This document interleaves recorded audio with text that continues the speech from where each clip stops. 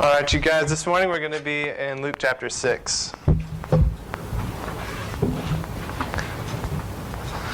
Luke chapter 6, the Sermon on the Plain.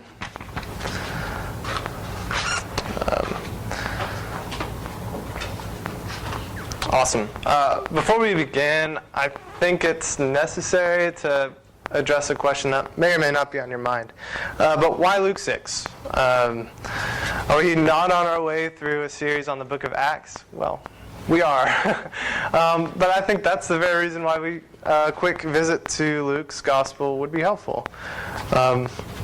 So we know that the same person who wrote Acts is probably the same person who wrote the book of Luke, namely Luke the physician. He wrote it most likely as a 2-volume work. So, in other words, Luke is going to be book 1 and Acts is going to be book 2. And so Acts 1 verse 1 actually provides a short commentary and gives insight into how the author himself viewed the Gospel of Luke. So the verse reads, "In the first book, the Gospel of Luke, that is, O Theophilus, I have dealt with all that Jesus began to do and teach." All that Jesus began to do and teach. So track with me here for a second.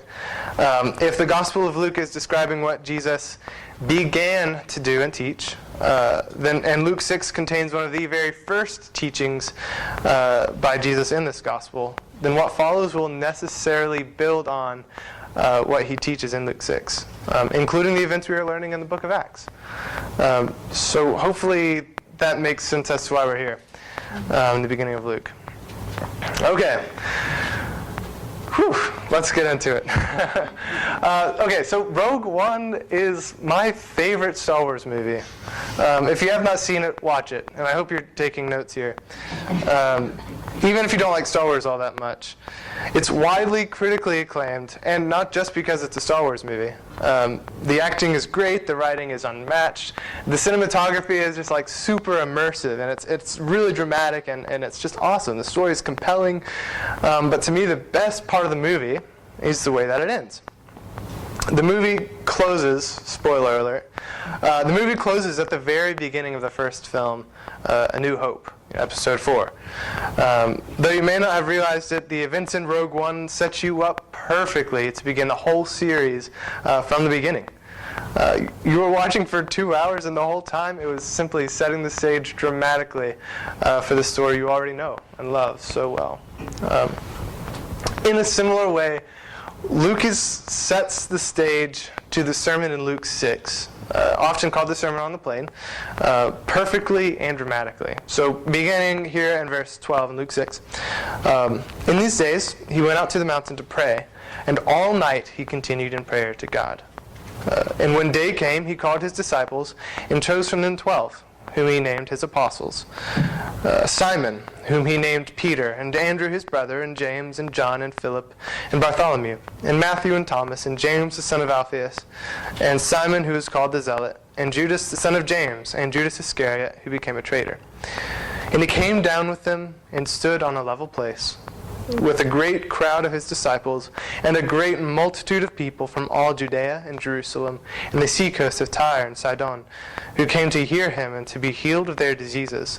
And those who were troubled with unclean spirits were cured, and all the crowd sought to touch him, for power came out from him and healed them all. So I've talked about this passage before in the past, the significance of this introduction, if you remember. Luke dramatically and intentionally sets the scene for Jesus' sermon. Present here are 3 different audiences. So we have the disciples, this big group, this big crowd of people who've been following Jesus around, from whom he chooses the 12 apostles, which is number 2. That's the second audience we have. And then number 3, we have this massive multitude of people, hundreds, perhaps even thousands of people who have gathered to hear Jesus and to be healed from this power that's like flowing out of him, literally. And so as I read this, I can just feel the excitement growing, the anticipation for what's about to happen. And what's going on here is that Luke is playing off of a number of biblical themes and motifs But I keep telling myself that I need to be respectful of your time. But it's just so cool. But suffice it to say that Luke presents his material as if Jesus is inaugurating the very kingdom of God in the midst of these common people. Jesus and the 12 apostles, who represent the people of God, God's kingdom, descend the mountain and bring with them power as only from God, and a brilliant message about God's kingdom that is being launched in front of their very eyes. So in this way, Luke seems to be presenting his material as if it's this sort of manifesto of God's kingdom, if you will. So with these things in mind, let's go ahead and read the entire sermon. Try to pay attention, because I know with long passages like this, it's easy to just let your eyes glaze over. But stay with me here. So beginning in verse 20. And he lifted up his eyes on his disciples and said, "Blessed are you who are poor, for yours is the kingdom of God. Blessed are you who are hungry now, for you shall be satisfied. Blessed are you who weep now, for you shall laugh. Blessed are you when people hate you, and when they exclude you, and revile you, and spurn your name as evil on account of the Son of Man. Rejoice in that day, and leap for joy. For behold, your reward is great in heaven, for so their fathers did to the prophets. But woe to you who are rich, for you have received your consolation. Woe to you who are full now, for you shall be hungry. Woe to you who laugh now, for you shall mourn and weep. Woe to you when all people speak well of you, for so their fathers did to the false prophets. But I say to you who hear, love your enemies. Do good to those who hate you. Bless those who curse you. Pray for those who abuse you. To one who strikes you on the cheek, offer the other also. And from one who takes away your cloak, do not withhold your tunic either. Give to everyone who begs from you, and from one who takes away your goods, do not demand them back. And as you wish that others would do to you, do so to them. If you love those who love you, what benefit is that to you? For even sinners love those who love them. And if you do good to those who do good to you, what benefit is that to you? For even sinners do the same. And if you lend to those from whom you expect to receive, what credit is that to you? Even sinners lend to sinners to get back the same amount. But love your enemies, and do good, and lend, expecting nothing in return, and your reward will be great. And you will be sons of the Most High, for He is kind to the ungrateful and the evil. Be merciful even as your Father is merciful. Judge not, and you will not be judged. Condemn not, and you will not be condemned. Forgive, and you will be forgiven. Give, and it will be given to you. Good measure, pressed down, shaken together, running over, will be put into your lap. For with the measure you use, it will be measured back to you." He also told them a parable.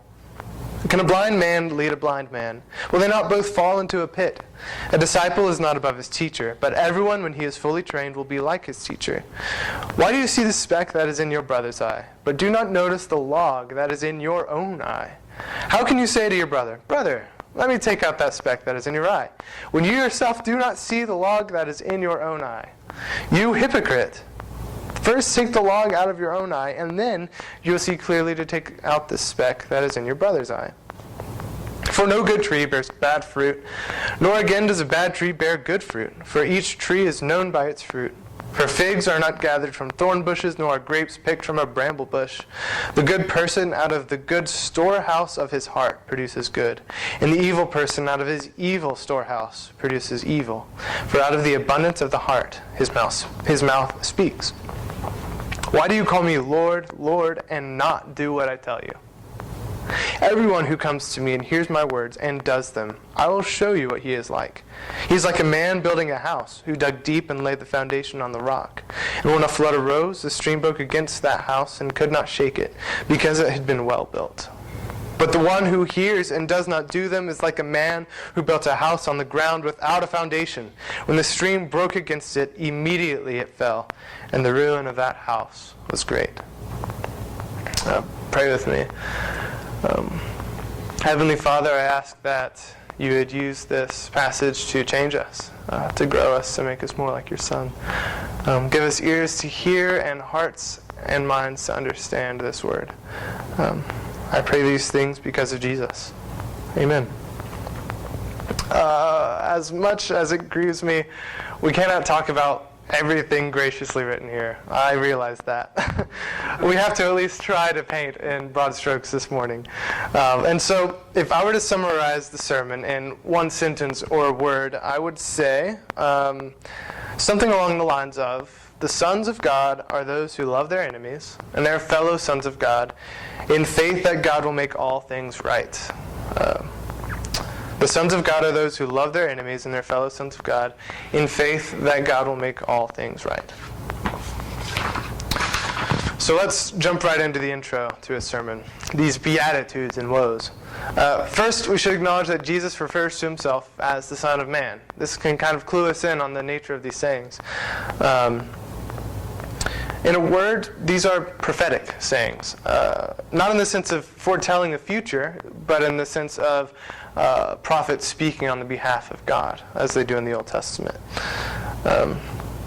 He has the authority to call some blessed and proclaim woes to others. That said, most of these things are future-looking. And implicit in each saying is an assumption of a final restoration. They anticipate future realities in which the backward and evil qualities of the world are flipped. They will be flipped and made right. The poor, hungry, grieving, and outcast will rule in justice with the Son of Man. The rich, full, merry, and well spoken of will be judged. While such sayings provide comfort, or perhaps great discomfort, they also hinge on a deep and founded faith. As the man who dug deep and built his house on the rock is an example of hearing the teachings of Jesus and actually doing them, so is he also an example of having faith. For faith must come in the hearing and must be present in the doing. You and I know intimately the darkness of the reality that we live in every day. Loved ones still die. Hearts still break. Injustice continues to dominate. Though the kingdom belonged to those poor, hungry, grieving, and reviled disciples before Jesus, they still existed in those humble states. For them to take him at his word, they had no other option than to have the deepest of faiths. Without such a faith, it would be impossible to move forward in Jesus' sermon and take what comes next. In verses 27 through 38, we encounter the main body of his sermon. I was reading a couple weeks back about this chapter, and someone wrote saying that 1 Corinthians is often referred to as the love chapter. But he was saying that maybe Luke 6 is the better option for such a title. Sorry, Mr. Tim, we've gone over 1 Corinthians 13 so many times. I love it. But I thought that was interesting. I take this section of text as the heart of the Sermon on the Plain. It's a call for the oppressed to be sincerely concerned for the good of their oppressors, for the oppressed to love their oppressors with an unconditional love. I don't believe we can rightly grasp the profundity of such a teaching. We are so removed from the audience that Jesus was speaking to. Not only do we live in a different time, but we live in a different culture and setting and climate, and there's just so much going on that it's hard to put ourselves in their shoes, but let's try for a second. We don't know what it's like to live under a violent oppression. When we hear "love your enemies," we often mindlessly affirm the sentiment because of its familiarity in our Christian tradition. Or we think of that one guy who sort of annoys us, or that lady in Walmart who was rude to you one time. And you should love those people, absolutely. And that's no small thing. But what we encounter in the Bible is a God who sides with the humble and downtrodden, the weak and the outcast, or right here, the poor, hungry, mourning, and excluded, as in the sermon's introduction. And yet God in Jesus is commanding these same lowly folks to love the people who hate them, who beat them, who steal from them, who cast them out and curse them. Love them, Jesus says. Pray for them. Seek their good with sincerity. If they steal from you, freely give them more than what they stole. If they punch you and break your nose, let them give you a black eye too. Act to them as kindly as you would want them to act toward you. Man, can you feel how radical this is? On our drive to work every morning, Rebecca and I pass a church sign that reads, "Pray for Israel." Forgetting the complex politics of the thing, imagine for a moment what would happen if that sign instead read, "Pray for Hamas." That would be wild, right? Not only would such a thing be radical, I believe many, including Christians, would strongly oppose such a message. It would be seen as un-American, unpatriotic, right? And perhaps even un-Christian. Imagine how fellow Jews would have responded if a fellow descendant of Abraham sought to serve a Roman official for no personal gain, invited them over for a meal or something. I can't help but wonder if that person would be reviled and excluded by his own people or family for such a kindness. I think it would be traitorous, right? I find it striking how personal these examples are, how relevant and unavoidable each command is by its nature. Given the Roman occupation, Jesus was given his audience practices that they could put in place any day. I wonder if there was a Roman official present there that some in the crowd were eyeing. Hey, that guy punched me in the face last week. I'm supposed to offer him the other side of my face? I wonder if the perhaps many incredulous looks Jesus would have received in such a setting. I've spent literal hours discussing this teaching with my friends from school, arguing at times, specifically on the topic of pacifism. Is Jesus teaching his followers to be pacifists, or to be people who can't or won't just stand up for themselves out of principle? Hardly. In fact, I would even argue that Jesus is teaching against pacifism in this sermon. Nothing here is passive. Even the act of refusing to retaliate when evil is done to you is not passivity. Loving one's enemies is an active response to evil and wrongdoing. Loving your enemies is an active response to evil and wrongdoing.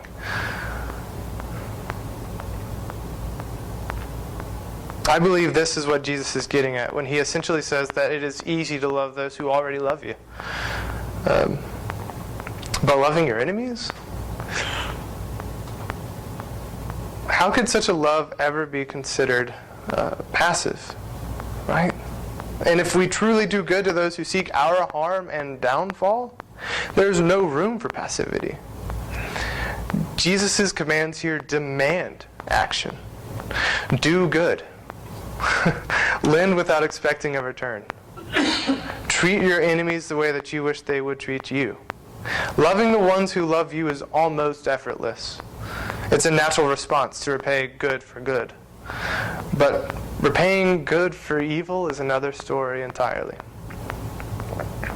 Consider for a moment the notion of loving and doing good and lending generously to the one who hates your guts and who would love to take advantage of you.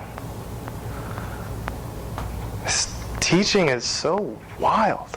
It seems backward to us, countercultural regardless of the culture in which you reside. Nobody thinks like this by their own nature. This is one of the founding principles of the kingdom of God, and it rebels unapologetically against the way the kingdoms of the world function. With these things in mind, let me read this passage once more to you. Consider not even reading along, just listening closely. Center your mind on these words and feel them as I read. But I say to you who hear, love your enemies. Do good to those who hate you. Bless those who curse you. Pray for those who abuse you. To one who strikes you on the cheek, offer the other also. And from one who takes away your cloak, do not withhold your tunic either. Give to everyone who begs from you, and from one who takes away your goods, do not demand them back.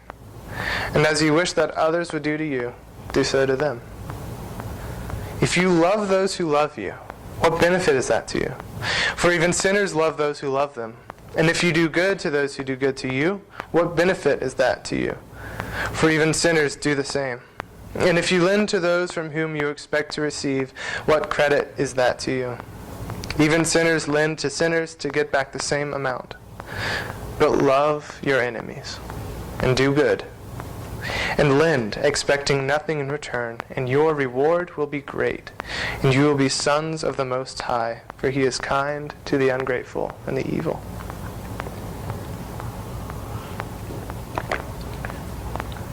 Such a calling might feel impossible. You might be wondering how such a thing could be possible. If we're real, what does this look like on the ground, right? If we were unequipped, I think that would be true. This sentiment would be correct. It would be impossible. But we are equipped. We have the Spirit of God, the same Spirit by whose power Jesus was raised from the dead. He resides within us. And just as with the Beatitudes and Woes that introduced the Sermon on the Plain, this command requires faith. Our God is the God of justice and mercy. If the people of God are to love their enemies, they must have faith in the God who is in the business of making all things right.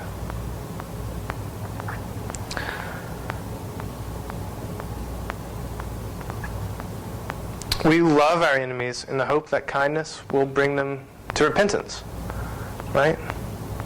We believe that if we love those who don't love us or love God, that love has the power to bring them into a right relationship with God. Because according to Paul, it is God's kindness that leads us to repentance. We love motivated by faith in God and hope for their eventual redemption. We love, according to John the Apostle, because God first loved us. This is the standard. For as Jesus says, God is kind to the ungrateful and the evil. Be merciful, even as God your Father is merciful. And don't we, better than anyone, know what it's like to receive mercy? We were formerly the enemies of the Most High. When Jesus unstintingly extended his love, was he expecting a fair and equal return for his debt? For this debt? What was that line? Come thou fount? Oh, to grace, how great a debtor. Oh, to grace, how great a debtor. Was he expecting a fair and equal return on that debt? When Jesus was struck on the cheek, did he not offer the other also? Did he not do good to those who were hating, beating, murdering him? When Jesus was cursed, did he not bless the ones who cursed him? Did he not pray for his abusers? Praying in his final hour, Father, forgive them. They don't know what they're doing. We love our enemies because we were enemies, and we received love from the only one who could righteously retaliate in a holy wrath. This wrath was instead transferred to the Son. Jesus loved his enemies, and it cost him his life. Jesus died for his enemies. My friends, Jesus, I believe, is asking us to die for ours. For such love involves death. We must not be like those who say to him, Lord, Lord, and then not obey his commandments. If he is Lord, we must obey. This is the good fruit of the good tree. If you are a son of the Most High, you can't help but bear good fruit. That phrase, sons of the Most High, is actually quoted elsewhere in Luke, at the very beginning, and it is in reference to Jesus. The angel Gabriel appears to Mary, and and tells her many beautiful things about the son she would bear by God's Spirit, including, "You shall call his name Jesus," he told her. "He will be great and will be called the Son of the Most High." So the Son of the Most High is calling us to be sons of the Most High. And the fruit of such a calling is a love that includes even our enemies, who would put us to death, literally and or figuratively, if you will. Though it could be easy to read it in this way, I don't believe that this commandment is a prerequisite to entering the family of God. In other words, it's not a matter of checking the box and saying, "Yep, I love those folks, so now I must be a part of God's family." But rather, I think it's loving your enemies is the mark or good fruit of already being in God's family by grace through faith in Jesus Christ. But let this be an encouragement to you. Let us not forget that Jesus was speaking to a mixed multitude of people. Don't doubt that there were women in this crowd. Jesus did not accidentally refer to a crowd of men and women as sons. Oh, whoops, forgot that they were here. In fact, I cannot recall a single instance in the New Testament in which the adopted family of God was referred to as sons and daughters. Though that doesn't mean it doesn't happen, because I don't claim to have memorized everything and know if there is a reference. But from what I understand, there are brothers and sisters in God's kingdom, but only sons. Why is that? There are beautiful English translations in which God's children are referred to as sons and daughters. And that is nevertheless true. The women here are daughters of the Most High. But why did Jesus say specifically sons? Was he excluding women on this one?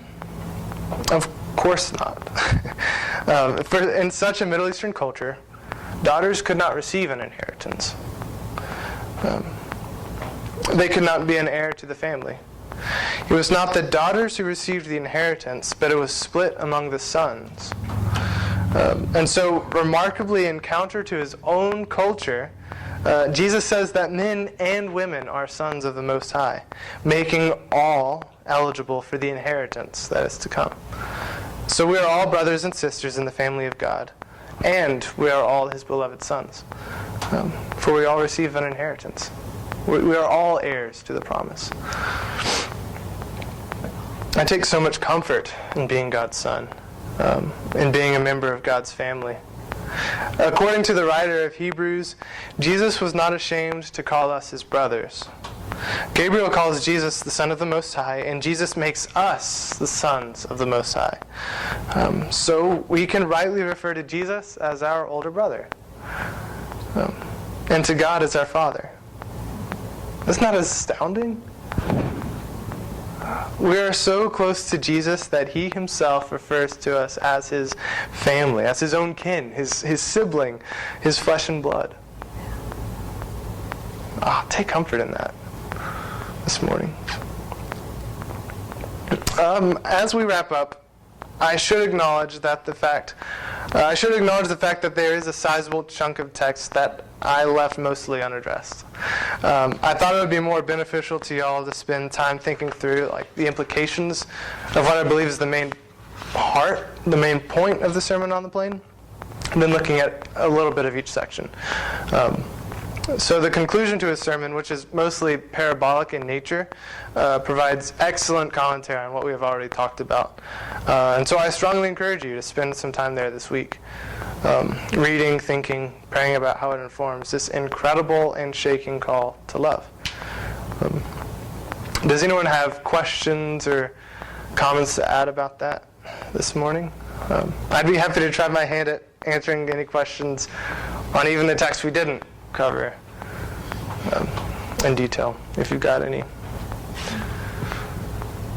Yeah. For pointing out the son's part, because that's something that's, I think, he's about. Yeah. I appreciate that. Yeah. Jesus was not sexist, and Luke in particular is prone to point that out. We'll see this in Acts as well, but Luke is always intentional in pointing out the women that were involved throughout the workings of the gospel. In fact, in Luke, almost every time that Jesus would have parables back to back to back, it would be a parable about a woman and then a man, a woman and then a man. It's really cool. So.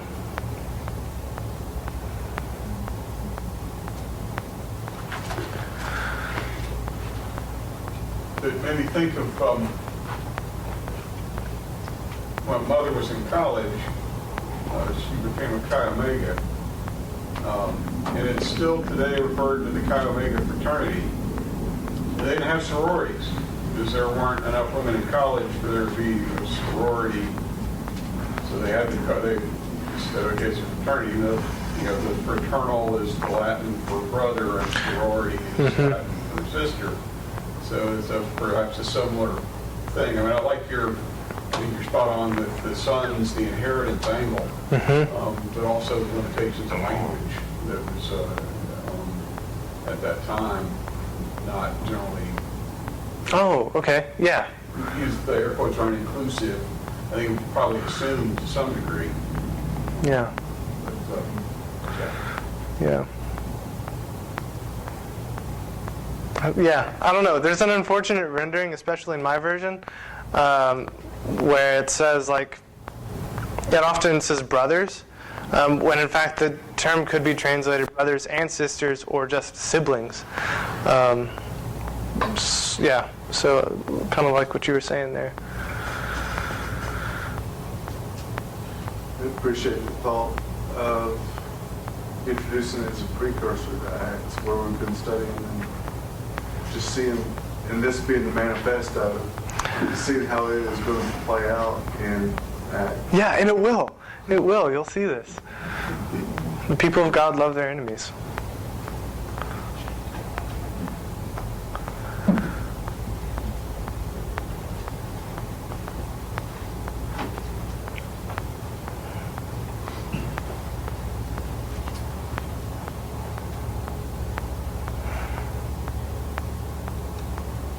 Any other thoughts or questions?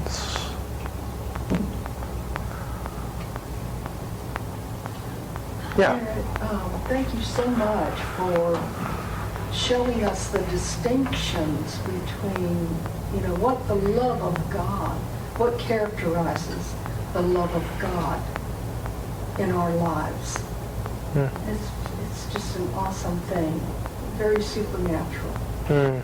And I believe it's right to say that we must receive it before we could ever give it. Mm.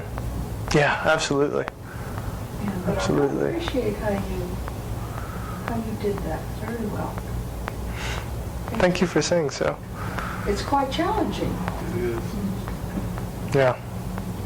I agree with Ron. Without a doubt, it's very challenging. Yeah, it is. It is. And it's hard to translate. I was thinking about this on the ride over. It's hard to translate to where we are because we're not under Roman occupation, which, I mean, undoubtedly, those would be the people that would come into Jesus' audience's minds. Those abusers, abusers of power.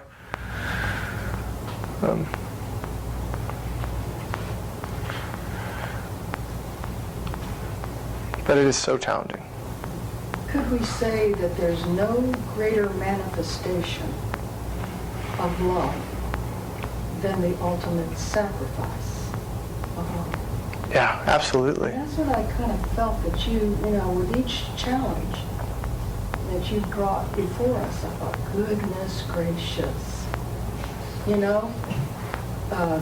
Ask God. Mm. Ask Christ. Yeah, that's right. To fulfill this, to develop this, to grow this, so that it's possible. Yeah, and that's the only way it will be possible, is through the power of the Spirit.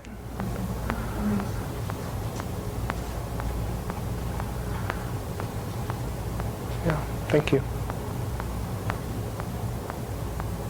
Appreciate the way you went through the way Jesus had done all of these things. He eventually did all of Yeah, he all did. of these things, yeah. Just one by one. I mean, we kind of generally know that, but just to specifically point that out is really important. And to be on the other side of that, the recipients as God's enemies. Yeah, right. And he didn't. I mean, he went through with it no matter. Yeah.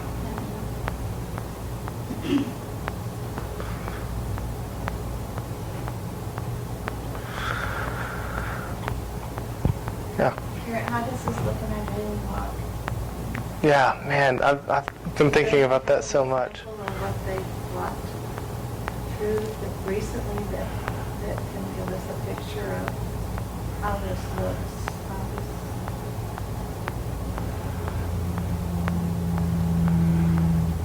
I've got a guy who wants to sue me. He actually wants to sue the Forest Service, but he's got a piece of land that's totally surrounded by the national forest. He wants access to it. Somebody convinced him he's got millions of dollars worth of rock quarry sitting in there, and he wants, anyway, I won't. But he's really mad at the Forest Service. I get it. The government's slow, it's inefficient, it's expensive. We work on a different time schedule than the private sector. Right now, we don't have a roads engineer to review his road plan. We don't have all of the specialists that we need to look at the potential effects to water quality. So there's a whole long list of regulations we got to meet. And somehow or another, I got to be nice to this guy. And explain to him that I'm not purposely setting out to be slow and inefficient and expensive. Yeah. And many years ago, when I first got up here, there was another access case where ultimately these individuals were hoping to make a return on their investment on this piece of land, to get access to it and turn and sell it. And ultimately they didn't. They got the access, but it's by the time the Forest Service regional office got done, it was so expensive that they couldn't build. But at the end of that process, at least I had a relationship with them. So one of the things I'm doing in this walk is I'm trying not to be mad at the man that wants to sue us, and reached out to these guys, to these former investors, and they said they'd be happy to talk to them. He's really upset. But how can you do that and absorb that anger, frustration he's thrown away, and still be fair and polite? Yeah. It's not easy. No, yeah, it's not. But that's also why I carry liability insurance.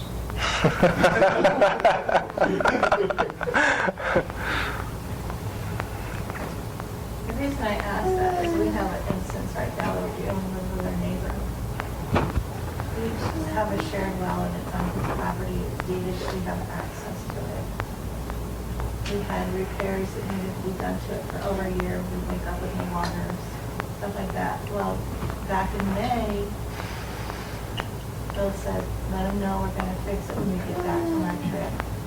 Whether if he wants us to or not, we're going to get that unit fixed. So we're not without water, we're not without low pressure stuff. So we get back in May from that trip, and get the well comes up there on his property, which he refused at first to let them even on the property to fix it.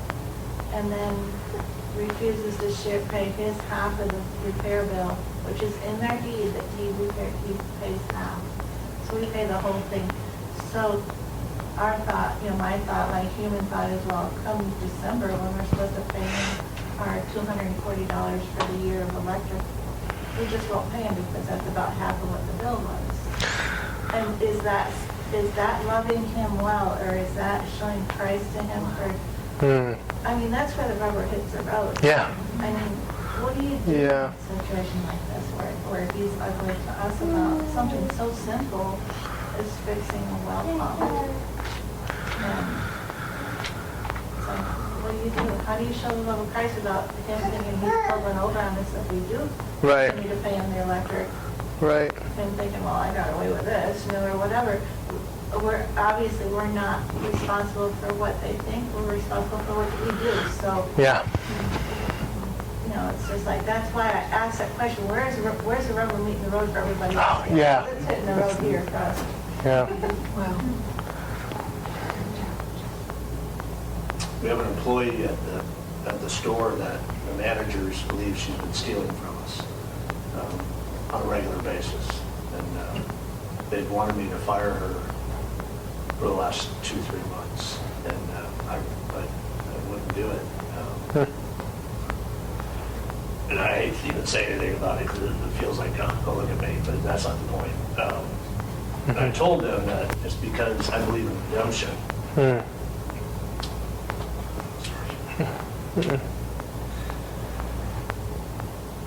Anyway, so I do respect the managers though, right? So you put them in authority and it's making them, they feel it's making them look bad. So I said, well, I have been talking to this person. And so I had a conversation. I said, I will have another conversation.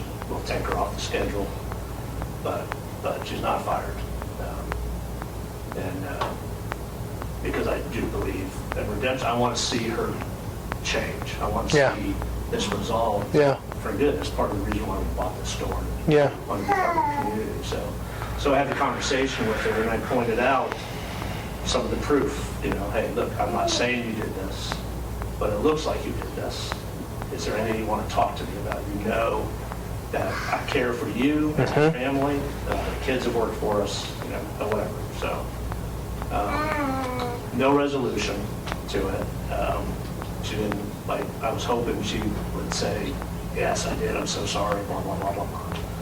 Didn't happen, so last thing I said is well, let's just take a break and we'll figure this out together. So I get a text back from her, says, hey, look, I just think I need to quit. So I said, well, that's not what I'm asking. I just want to see this resolved, in a good way. Yeah. And so she texted some stuff back anyway. So she's quit. I just so appreciate your message because it fits perfectly on what we were trying to do. Jan and I were trying to do in this situation, but our managers don't see it, right? So So it just when you were preaching, it just came to me that this is what I'm going to say to them, to my managers, to our managers. Hey, this is why I didn't fire her, because of this is the kind of people that we're trying to be. Yeah. And maybe there's a word there for them, Yeah.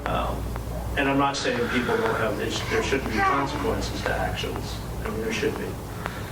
But sometimes it's just about forgiveness. Yeah. And it's just about people, Yeah. And so I just so appreciate your message. It's come on such timely thing. This has been a hard couple of weeks, dealing with all this crap. Yeah.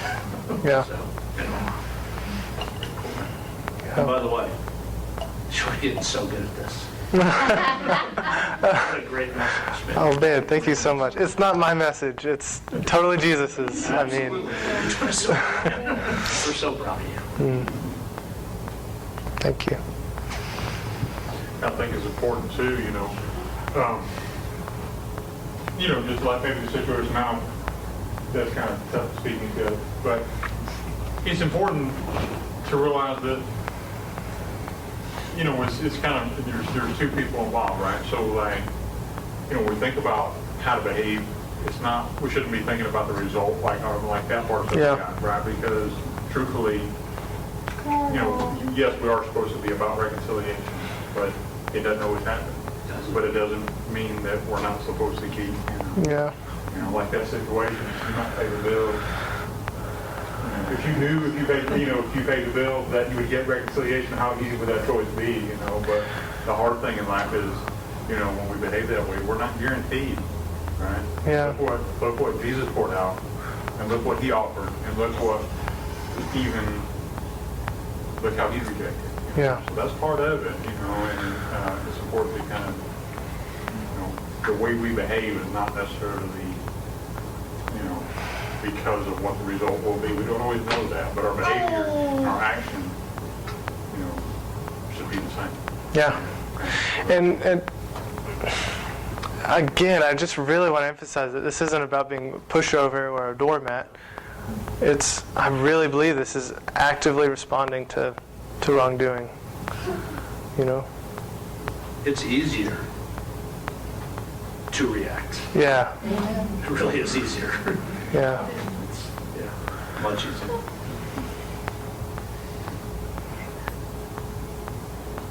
I guess also sometimes it's hard to find balance in those tough situations because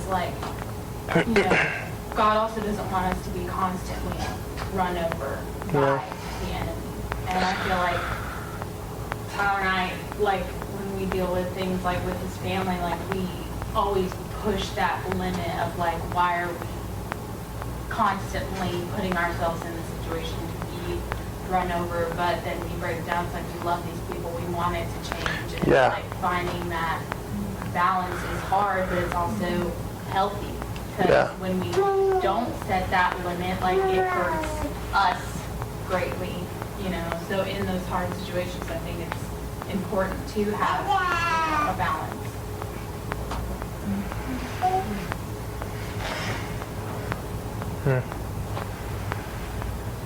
Because you can set boundaries and still, Yeah, never stop. Never stop. Showing the love of Christ, but don't let yourself be vulnerable to be constantly run over. because that's not loving. Yeah. Whatever.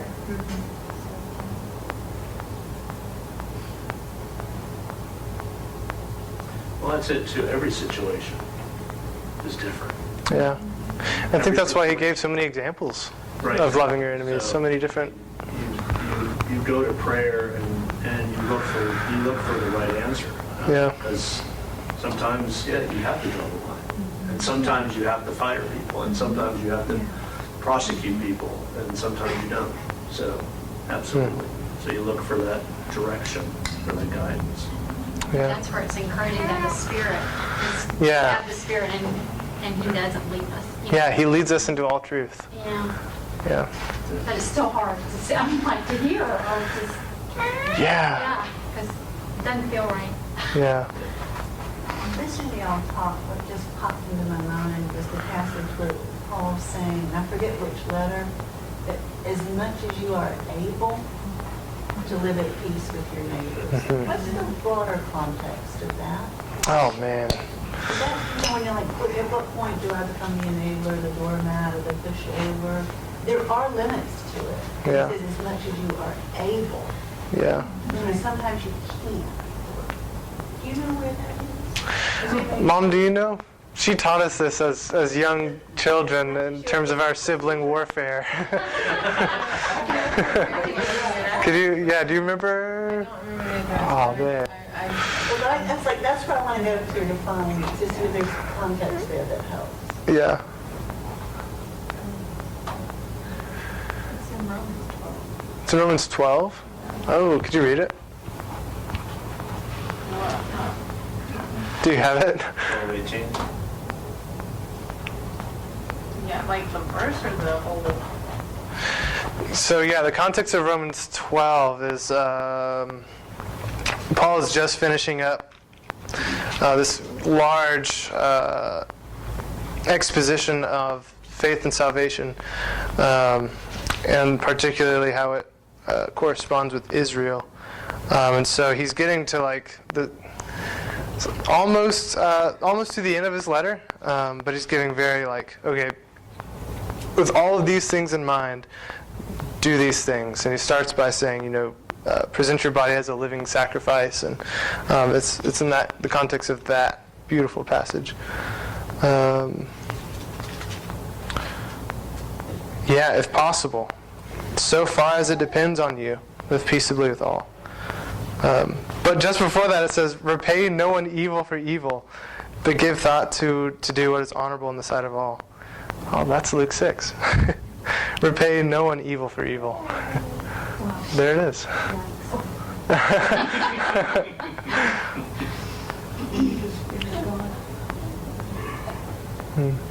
Can't help but think too, like some of the situations described, when you're in that situation, it's hard to leave the emotion part out of it, right?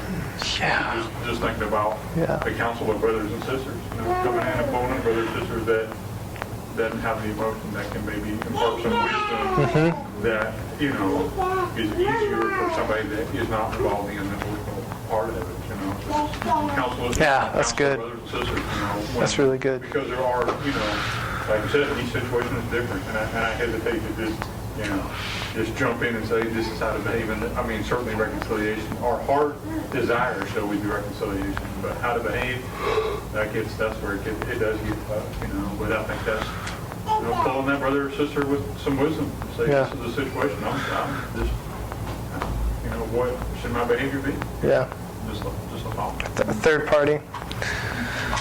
I'll give you a very condensed version of this, and I know we got to at some point move on, but I wound up encountering, I'm a crazy magnet in urban environments. For the years I was in New Orleans, waiting at the bus stop, waiting at the streetcar stop, wherever, on travel, Atlanta, anyway. Well, I had one of those encounters, and I was describing this to the secretary at our office there, and she went to a big Baptist church there.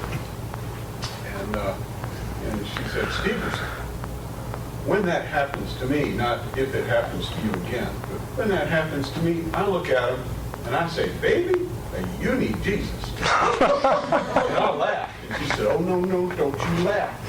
You could be in that moment. You've got to be prepared to testify because the Lord's going to be working through you to save that individual. And so you've got to be ready. But usually, we're just going to leave you alone and move on. Yeah, and that's the end goal in loving those who don't love us, is that they would realize their need for Jesus, that they would receive that love and think of the God who loves his enemies. So yeah, as Pastor Micah would say, we're going to go out singing.